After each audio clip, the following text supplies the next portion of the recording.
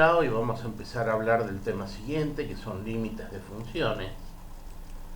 Vamos a empezar repasando la noción de límite para una variable real y después vamos a pasar al caso de varias variables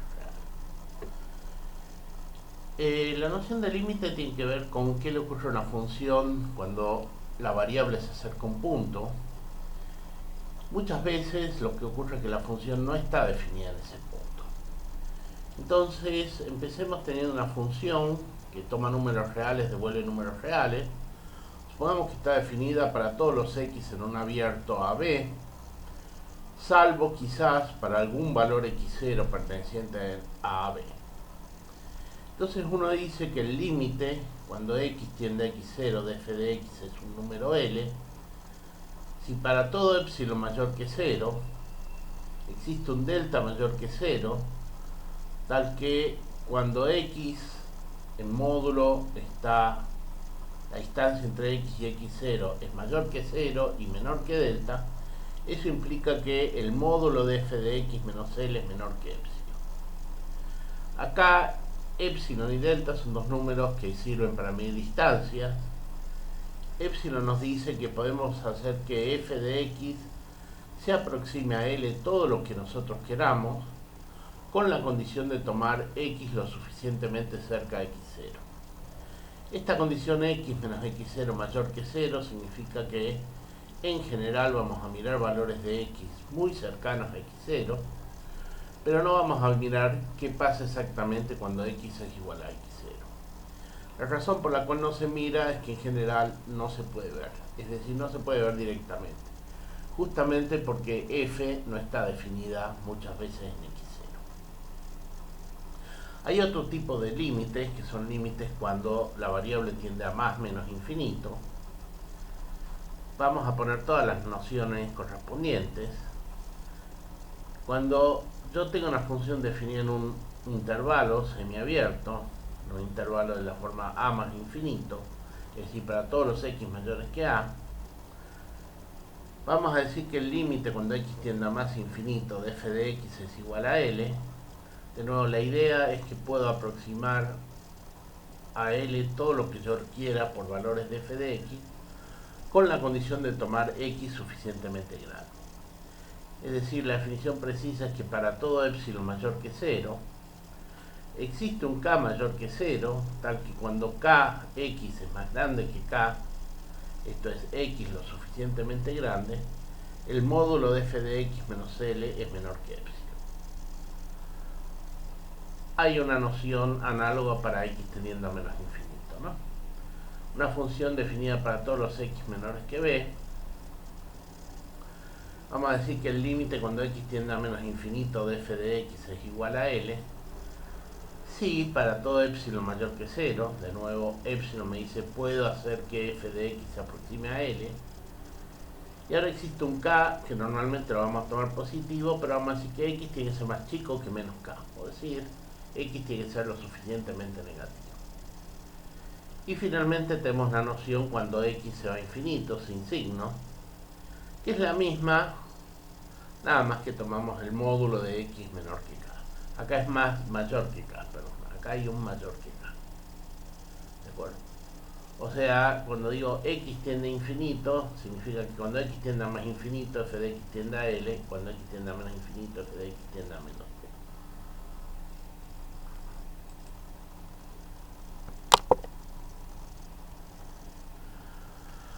Bueno, ¿qué propiedades tienen los límites? Hay una serie de cosas, de propiedades que ayudan a calcular límites y a demostrar que los límites existen. Y son las siguientes. Supongamos que tomamos límites cuando x tiende a x0. x0 podría ser más menos infinito o infinito. Supongamos que el límite cuando x tiende a x0 de f de x es L1. Acá estoy diciendo el límite existe y vale L1. Y lo mismo con g de x. El límite cuando x tiende a x0 g de x es igual a L2. Supongamos que tenemos un número real k cualquiera. Bueno, primera propiedad que vale es que si yo tomo f más o menos g, no importa cuál de los dos, el límite cuando x tiende a x0 de f más x de g es L1 más L2, el límite cuando x tiende a x0 de f menos g de x es L1 menos L2. Uno normalmente se acuerda diciendo que la suma sale fuera de los límites, la resta sale fuera de los límites. Pero recuerden, algo importante es, cuando los límites existen, valen esta fórmula. La segunda nos dice las constantes salen afuera de los límites. La tercera nos dice el límite del producto es el producto de los límites. Es decir, el límite cuando x tiende a x0 de f por g de x es L1 por L2. ¿Qué pasa si yo tomo el cociente de dos funciones, f de x dividido g de x? Bueno, va a ser que el límite del cociente es el cociente de los límites, pero cuando el límite de g de x es distinto de 0. Cuando el límite de g de x es igual a 0, puede pasar cualquier cosa. Si c es un número real y existe el límite cuando f de x tiende a x0 de f elevado a la c de x, claro, acá hay que tener cuidado. Por ejemplo, si c fuera un medio, lo que estamos diciendo es que este límite, para que exista este límite, ese límite tiene que ser positivo para poder tomar la raíz cuadrada. Bueno, cuando existe el límite cuando x tiende a x0 de f de c a la c de x es L1 a la c. Y lo importante es que L1 a la c esté definido. Y la última propiedad tiene que ver con el orden. Si f de x es menor que g de x, podría pasar f de x menor o igual que g de x. Para todos los x lo suficientemente cercanos a x0, no digo qué puede pasar en x0, entonces L1 es menor o igual que L2. Esta propiedad es la base de algo que se usa mucho, que es lo que se llama el principio del sándwich. Bueno, ya que está, vamos a hacer un pequeño repaso de continuidad para una variable. De nuevo tenemos una función definida en un abierto AB y tenemos un punto x0 que está en el abierto. Ahora estamos suponiendo que la función está definida en x0. Entonces se dice que f es continua en x0 si el límite cuando x tiende a x0 de f de x es f de x0. Y se dice que f es continua en todo el intervalo cuando f es continua en todos los puntos del intervalo. En este caso vamos a decir directamente f continua. Bueno, de las propiedades del límite sale directamente una serie de propiedades para las funciones continuas. Por ejemplo, si f y g son dos funciones continuas en x0, la suma es continua en x0, la resta es continua en x0, el producto es continuo en x0, cuando g de x0 es distinto de 0, entonces el cociente también es continuo en x0. Y si h es una función que es continua en un punto y sub 0, que es f de x0, entonces h compuesta con f es continua en x0. Esta última propiedad uno la recuerda diciendo composición de funciones continuas es continua. Es importante todas estas propiedades porque las operaciones naturales que uno puede hacer con funciones son sumar, restar, multiplicar, dividir y componer. Todas estas propiedades nos dicen qué les pasa a las funciones continuas cuando le aplicamos esas operaciones. Bueno, vamos a pasar a funciones ahora de varias variables. Vamos a hacer una pequeña distinción con respecto a cuál es la imagen. Vamos a hablar de funciones escalares y funciones vectoriales. En general nos vamos a quedar con funciones escalares. Bueno, una función escalar, en realidad en física se llaman campos escalares, que depende de n variables. Uno no dice que la función depende de n variables, significa que la función está definida en algún abierto, en algún subconjunto de Rn, y que llamemos la función escalar es que la imagen son números reales.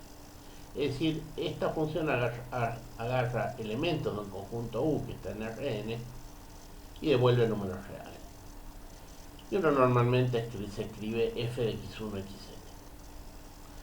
Salvo cuando n vale 2, que normalmente se escribe f de xy, y cuando n igual a 3 se escribe f de xyz. Hay otro tipo de funciones, que son funciones a valores vectoriales, que los físicos las llaman campos vectoriales, Tenemos una función, pero en vez de ir a parar los números reales, va a parar Rn. Y en ese caso se escribe f de x1 xn como f1 de x1 xn hasta fm de x1 xn, donde estas son las componentes del vector formado por esta función. Estas son todas funciones escalares. Con respecto a lo que vamos a estudiar ahora, en general, con entender qué pasa con funciones escalares, uno entiende directamente qué pasa con funciones vectoriales. Algunos ejemplos de funciones escalares: por ejemplo, podemos tomar f de xy, el coseno de x por y más 3 por x, f de x y z, x cuadrado por z, más e a la x por y menos el seno entre z. Una función que depende de 4 variables sería f de x1, x2, x3, x4, x1 cuadrado menos x2 al cuadrado menos x3 al cuadrado menos x4 al cuadrado. Ejemplo fácil de funciones a valores vectoriales serían, por ejemplo, f de xy, el vector que tiene como primer componente x por y, como segunda componente x cuadrado menos y cuadrado. Esta es una función de R2 en R2. Podemos tener funciones de R2 en R3, por ejemplo, f de xy, e a la x coseno de y, e a la x seno de y, y cada una de las componentes. Entonces la f1 sería e a la x coseno de y, la f2 sería e a la x seno de y, la f3 sería y. O tenemos una función de 3 variables que va a parar R2. f de x y z sería x cuadrado por y al cubo, y la segunda componente sería el logaritmo del coseno de x por y por z. Bueno, vamos a empezar a ver la noción de límite. Formalmente la definición se parece mucho. En general, cuando hablemos de límite, uno trabaja en funciones definidas en lo que se llama un entorno reducido, un conjunto.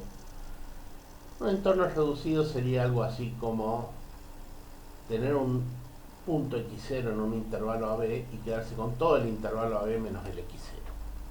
Entonces, dado un punto en Rn, un b sub 0, un vector, vamos a decir que un entorno reducido de b sub 0 es un conjunto de la forma U, que es b menos b sub 0, es decir, tengo un conjunto B, un conjunto abierto que contiene b sub 0, y le saco el punto b sub 0. Bueno, dado un b sub 0 perteneciente a Rn y una función definida en un entorno reducido, U de b sub 0, vamos a decir que el límite cuando b tiende a b sub 0 de f de b es un L. Este L tiene que ser un elemento del mismo conjunto de llegada de la f. Si para todo epsilon mayor que 0 existe delta mayor que 0, tal que si la norma de b menos b sub 0 es mayor que 0 y menor que delta, implica que la norma de f de b menos L es menor que epsilon. Como ven, la definición de límite es exactamente la misma que para una variable. Esencialmente hemos cambiado módulo por norma. Sin embargo, vamos a ver que hay una diferencia bastante grande en el cálculo concreto de límites. Bueno, como les digo, la definición es formalmente igual en una o varias variables. Entonces, básicamente las propiedades formales de los límites vamos a ver que son las mismas.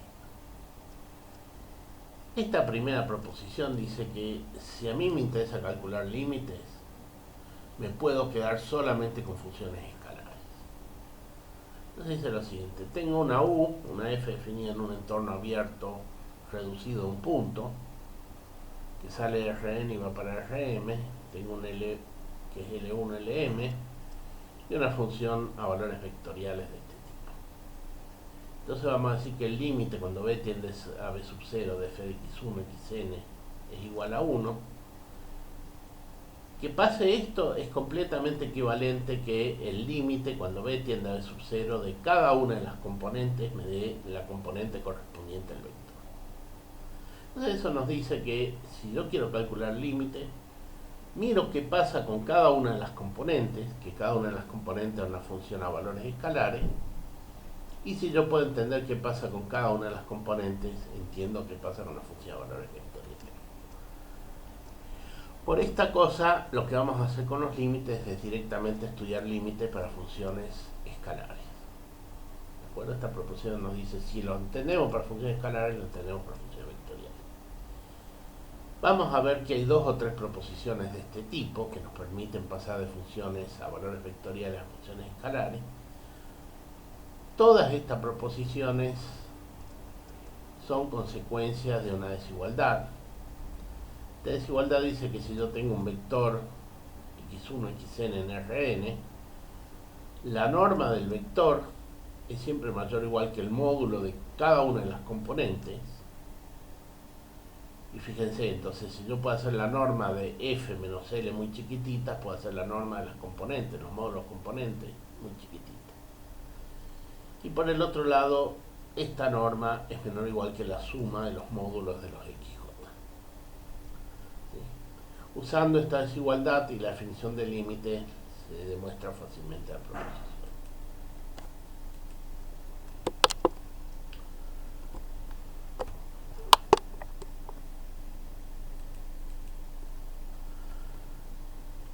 Como les decía, para funciones a valores escalares, las propiedades de los límites son exactamente las mismas que las propiedades formales de los límites de una variable.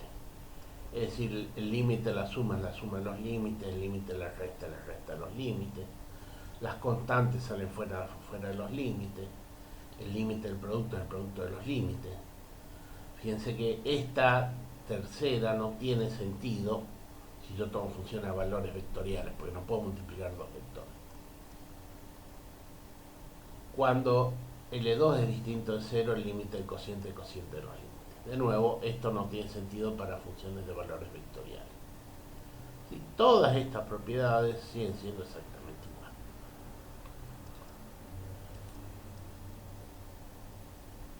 Bueno, acá hay un ejemplo de calcular límites. Acá tengo una función que no está definida en 1, 1, porque en 1, 1 estoy dividiendo por 0. Quiero calcular este límite. En realidad, este límite estoy suponiendo que no me voy a acercar al 1, 1 por la recta y igual a x. ¿Por qué? Porque por esta recta siempre estoy dividiendo por 0.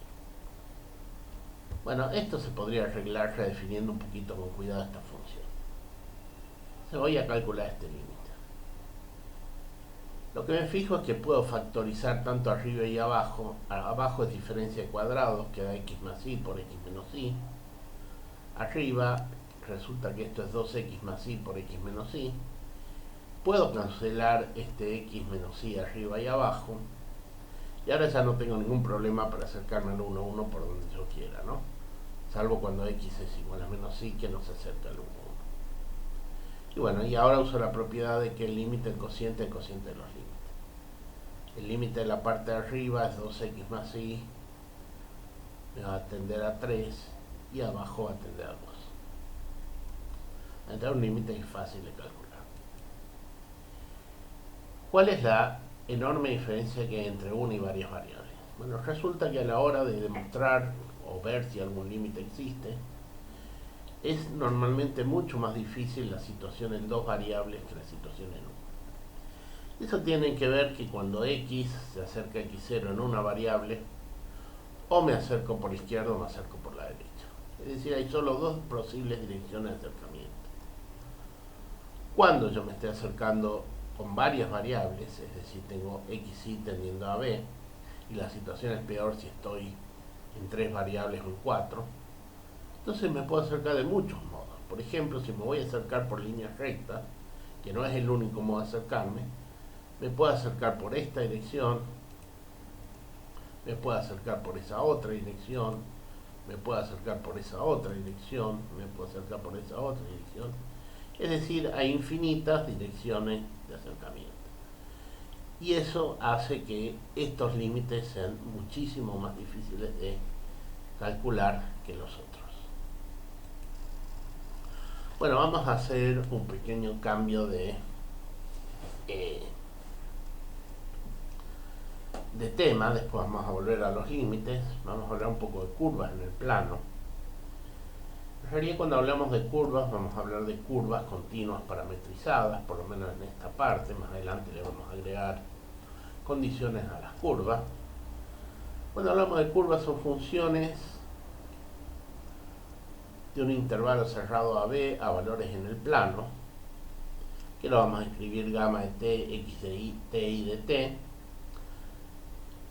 La idea de continua significa que las funciones x de t y de t son dos funciones continuas. La función x de t es una función del intervalo AB a valores reales, la función y de t también es una función del intervalo AB a valores reales. Y, por ejemplo, tenemos casi la curva más clásica, gamma de t coseno de t, donde t se mueve en el intervalo 0,2pi, y al recorrer esto obtenemos el círculo de centro 0, 0 y radio 1.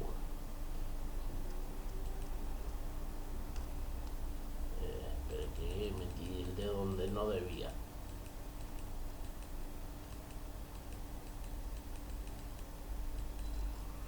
Acá tiene una curva un poco más exótica, es la curva gamma de t, t cubo menos 3t, 3t cuadrado menos 6,5. Es esta curva que da vuelta acá. Estoy tomando t creo que entre menos 3 y 3, si uno puede tomar más valores de t más grandes y la curva se va a volver más grande, pero bueno, no entrará en el dibujo. ¿Sí? Hay montones de curvas, hay dibujos muy bonitos que se pueden hacer con estas curvas.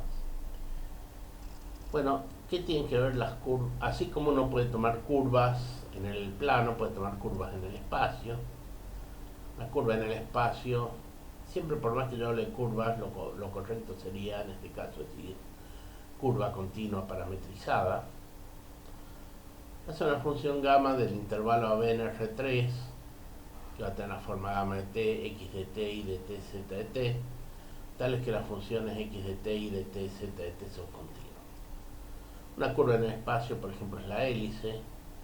Tomo coseno de t, seno de t, t. Sería esta curva en rojo, ¿ven? La primera parte, coseno de t, seno de t, genera que yo esté rotando. La tercera genera que a medida que t crece yo vaya subiendo.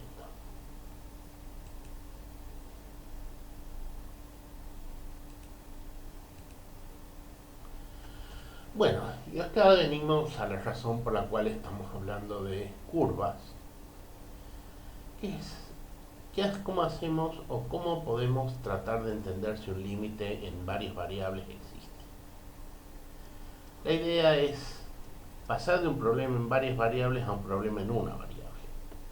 Eso es algo que es una suerte de principio, que es mientras menos variables tenga uno dando vueltas, los problemas en principio son más fáciles. Entonces supongamos que yo quiero ver el límite cuando b tiende a b sub 0 de alguna función f. Lo que puedo hacer es tomar curvas que pasen por el punto b sub 0. Vamos a decir que una curva del intervalo AB en Rn pasa por algún punto b sub 0, si para algún valor de t0 vale que gamma en t0 vale b sub 0. Normalmente este t0 va a estar en el interior de la curva. Bueno, entonces ahora va a ser la idea que vamos a hacer. Tomamos un b sub 0, tenemos una función definida en un entorno reducido de b sub 0 y queremos estudiar el límite cuando b tiende a b sub 0 de f de b. Agarramos una curva que cumple que gamma en t0 b sub 0 para algún t sub 0, digamos en el abierto, y vamos a definir del límite de f a lo largo de la curva cuando b tiende a b sub 0 como el límite cuando t tiende a t sub 0 de f de gamma de t. Y ahora este límite es un límite en una variable. Como dijimos, los límites en una variable son mucho más fáciles que los límites en varias variables. Entonces la idea es, para estudiar un límite en varias variables, empezar por elegir curvas piolas y estudiar estos límites en una variable. Bueno, ¿qué nos garantiza que eso sirva de algo? Lo que nos garantiza que esto va a servir es el siguiente teorema, que dice que si el límite cuando b tiende a b sub 0 de fb es L, entonces no importa la curva que yo tome que pase por b sub 0, el límite de f a lo largo de la curva gamma cuando b tiende a b sub 0 va a ser el mismo límite. ¿Cómo se usa este teorema? Bueno, más que nada se usa del modo siguiente. Si yo tomo una curva y no existe el límite a lo largo de esa curva, entonces el límite no existe. O si yo agarro dos curvas distintas y encuentro que los límites a lo largo de dos curvas distintas es distinto, entonces no existe este límite. O sea que cuando uno quiere estudiar un límite empieza agarrando curvas y mirando qué pasa.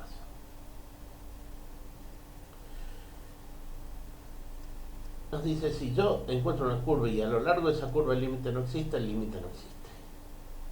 Si yo encuentro dos curvas y los límites a lo largo de esas dos curvas distintos, tampoco existe el límite. Entonces nos dice cuando el límite no existe.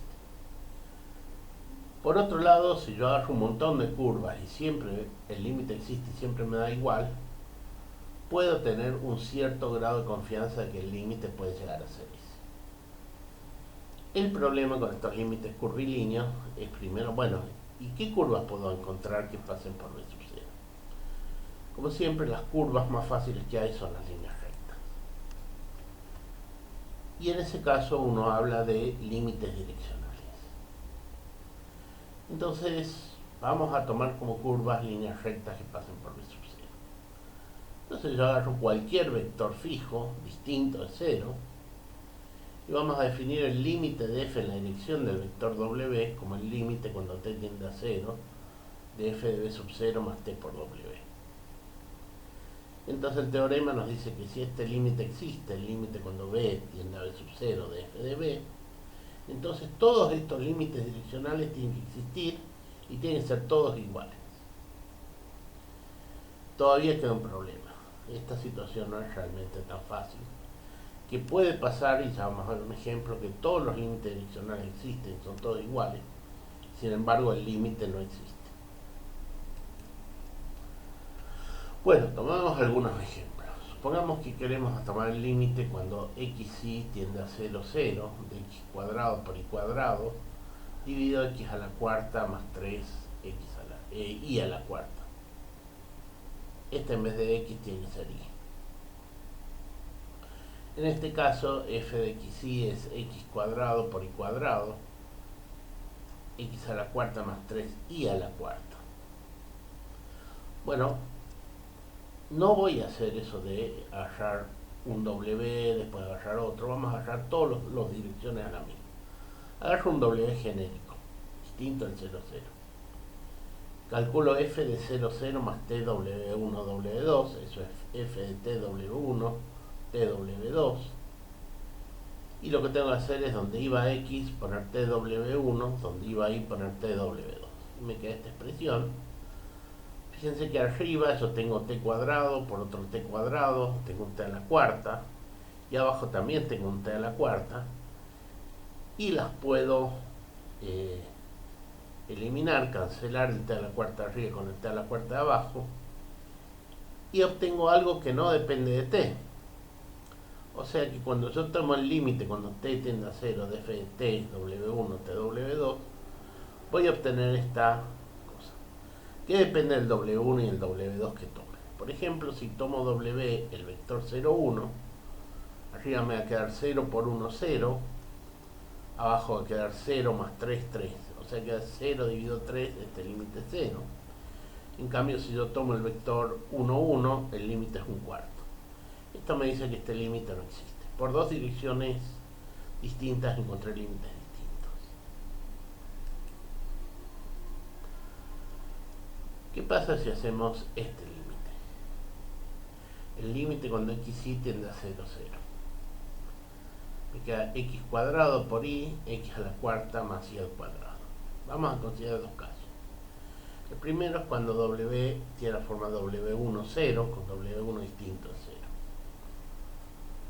Si yo calculo eso, me va a quedar que f en tw1, 0, me queda 0 arriba, abajo me queda algo distinto de 0, me queda t a la cuarta, w1 a la cuarta, pero eso es 0. El límite de algo que siempre es 0 es 0. O sea que si yo me acerco por la dirección horizontal, el límite es 0. Si agarro cualquier otra dirección, calculo f en tw1, tw2, me queda esta expresión. Yo abajo puedo sacar un t cuadrado como un factor común que se cancela con un t cuadrado arriba y me queda t w1 cuadrado w2 t cuadrado w cuarta más w2 al cuadrado. Recuerden que w2 es distinto a 0. Cuando t tiende a 0, lo de arriba tiende a 0, porque w1 cuadrado w2 está fijo, t tiende a 0. Lo de abajo, t cuadrado por w1 a la cuarta va a tender a 0, pues tengo este w2 al cuadrado. O sea que el límite va a ser 0 dividido w2 al cuadrado, que es 0. O sea que los límites direccionales son todos 0. ¿Qué pasa si nos sacamos por la curva gamma de t y t cuadrado? O sea, x vale t y vale t cuadrado. Si calculo f en t cuadrado, me queda t a la cuarta y 2t a la cuarta, 2t a la cuarta. Se cancela el t de arriba y el t de abajo y me queda un medio. O sea que el límite por esa curva es un medio. Como ven, acá tenemos un ejemplo donde todos los límites direccionales existen y son todos iguales. Sin embargo, el límite por una curva distinta no existe. Bueno, último tema de esta clase. Hablamos de funciones acotadas.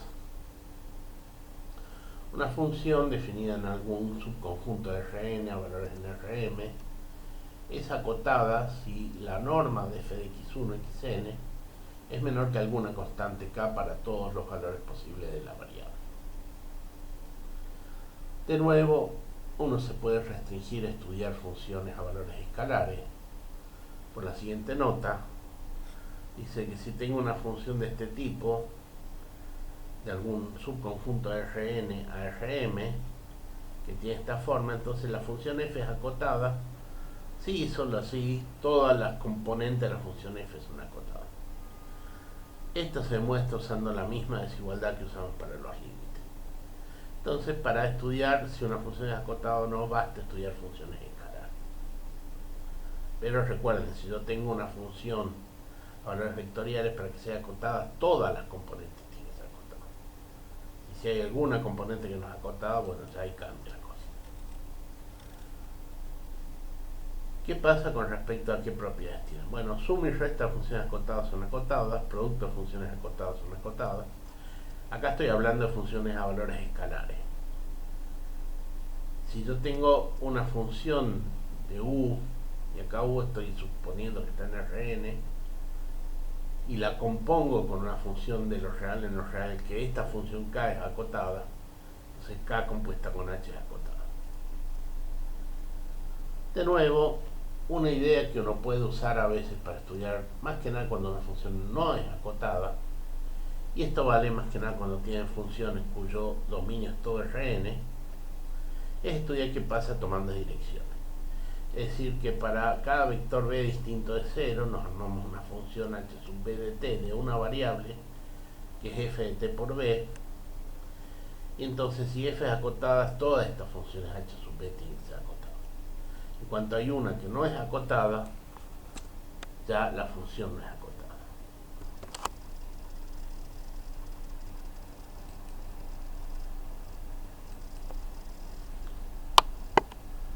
Bueno, esto es todo por hoy.